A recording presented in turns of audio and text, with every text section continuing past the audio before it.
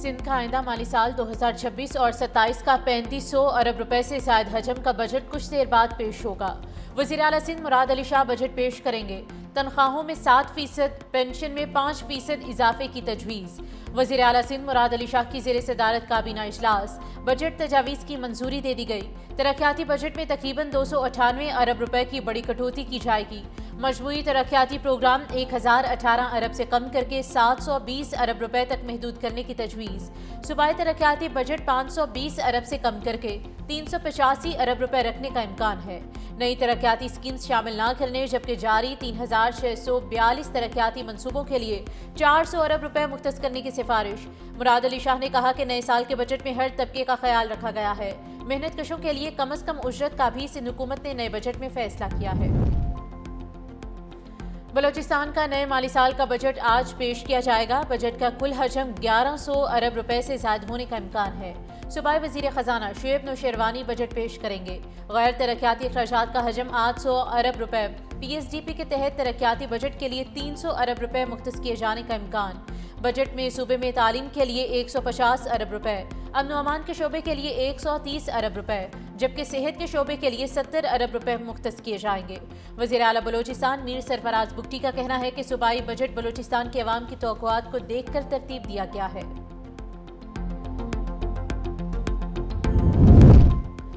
तनकीद करने वाले अनासिर बजट के खदोखाल जाने बगैर मनफी प्रोपेगेंडा कर रहे हैं। बजट मुतवाज़न और रिलीफ पर मबनी है।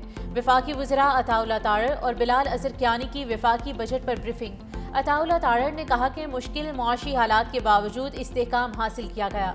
माजी में मईशत डिफ़ॉल्ट के खतरे से दोचार थी। महंगाई 38% और शराय सूद 22% तक थी। मौजूदा हुकूमत ने मुआशी सूरत हाल बेहतर बनाई। IMF से मुआहदे और मुआशी इस्लाहात के जरिए इस्तेहकाम लाया गया। बिलाल अज़हर कियानी का मजीद कहना था कि बेनज़ीर इनकम सपोर्ट प्रोग्राम के लिए 838 अरब रुपए मुख्तस किए गए। वज़ीर आज़म यूथ पैकेज के तहत भी बड़े फंड्स मुख्तस किए गए।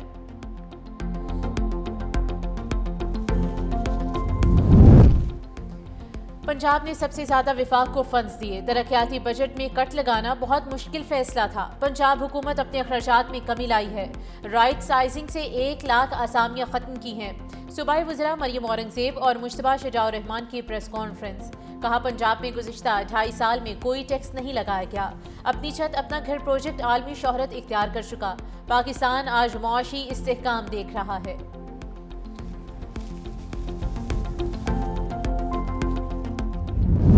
ईरान अमरीका अमन मुआहिदे में सिर्फ 2 दिन बाकी। फरीकैन और सालिसों की तजवीज़ पर मुलाकात बर्गन स्टॉक में रखी गई है। वज़ीर आज़म शहबाज शरीफ तकरीब में शिरकत के लिए कल रवाना होंगे। इसाक डार और वफाकी वज़रा भी साथ होंगे। नायब सदर जेडी वेंस दस्तखत की तकरीब में शिरकत करेंगे। ईरानी स्पीकर बाकिर कालिबाफ अबूरी मुआहिदे की दस्तखती तकरीब में शरीक होंगे।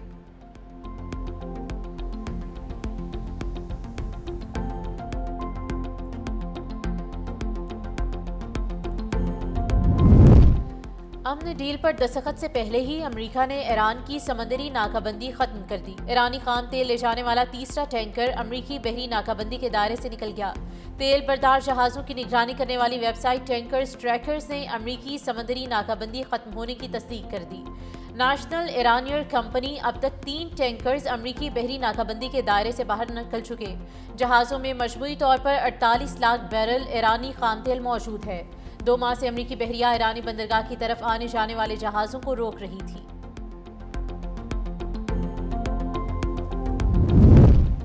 G7 का बड़ा फैसला, अपना हुर्मुज़ पर कम इन्हिसार कम तवानाई के नए रास्ते तलाश करने का ऐलान। फ्रांस में G7 इजलास के मुश्तरका एलामिये में आलमी रहनुमाओं ने तवानाई की मुतबादिल सप्लाई बढ़ाने पर इत्तेफाक कर लिया। बहरी रास्तों की आज़ादाना आमदोरफ्त यकीनी बनाने, ईरान को जौहरी हथियारों से रोकने और इलाकाई खतरात के हल के लिए मुज़ाकरात जारी रखने पर जोर। लेबनान में जंगबंदी और यूक्रेन की हिमायत का इआदा भी किया गया।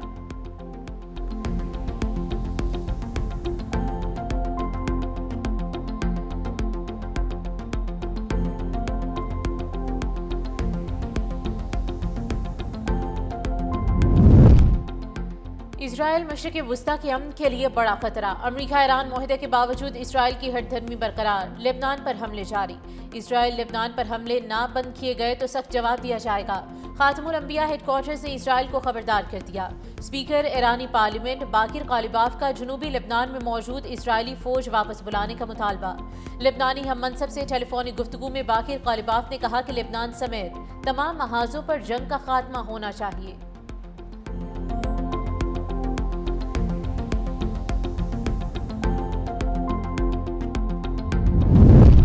امریکہ نے اسرائیل کی ایران معاہدے کی تفصیلات تک رسائی کی درخواست مسترد کر دی ہے۔ اسرائیلی میڈیا کے مطابق اسرائیل نے امریکہ سے ایران مفاہمتی یادداشت تک رسائی کی باضابطہ درخواست کی تھی۔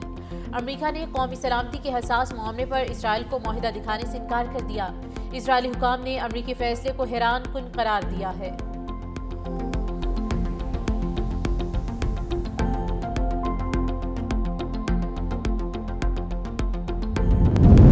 پاکستان کا شکریہ، ایران امریکہ معاہدے پر برطانوی پارلیمنٹ میں پاکستان کی تعریف، پاکستان اور وزیر اعظم شہباز شریف کے کردار کو سراہا گیا۔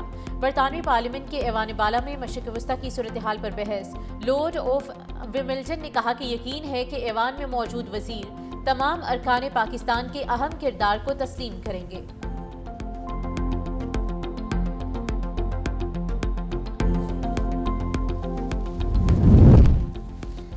دہشت گرد تنظیمیں افغانستان سے سرگرم ہیں اور افغان حکومت کو اپنی سرزمین پاکستان کے خلاف استعمال ہونے سے روکنا ہوگا۔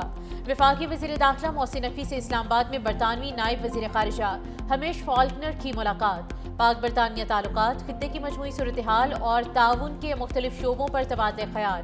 برطانوی نائب وزیر خارجہ نے ایران اور امریکہ کے درمیان مفاہمت کے لیے پاکستان کے کردار کو سراہا۔ محسن نقوی نے کہا کہ پاکستان میں غیر قانونی امیگریشن اور انسانی اسمگلنگ کے خلاف بلا امتیاز کارروائیاں جاری ہیں اور جعلی اسٹوڈنٹس ویزوں کے مسئلے کے حل کے لیے بھی دونوں ممالک مل کر کام کریں گے۔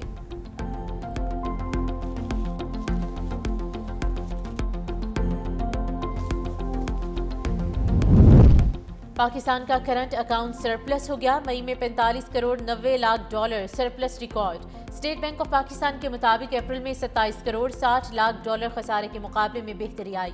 رواں مالی سال کے 11 ماہ میں مجموعی طور پر 25 کروڑ 50 لاکھ ڈالر سرپلس رہا، تاہم گزشتہ سال کے 1 ارب 62 کروڑ ڈالر سرپلس کے مقابلے میں کمی کا سامنا ہے۔ ماہرین کے مطابق بیرونی عوامل میں بہتری سے آئندہ بھی کرنٹ اکاؤنٹ سرپلس رہنے کی توقع ہے۔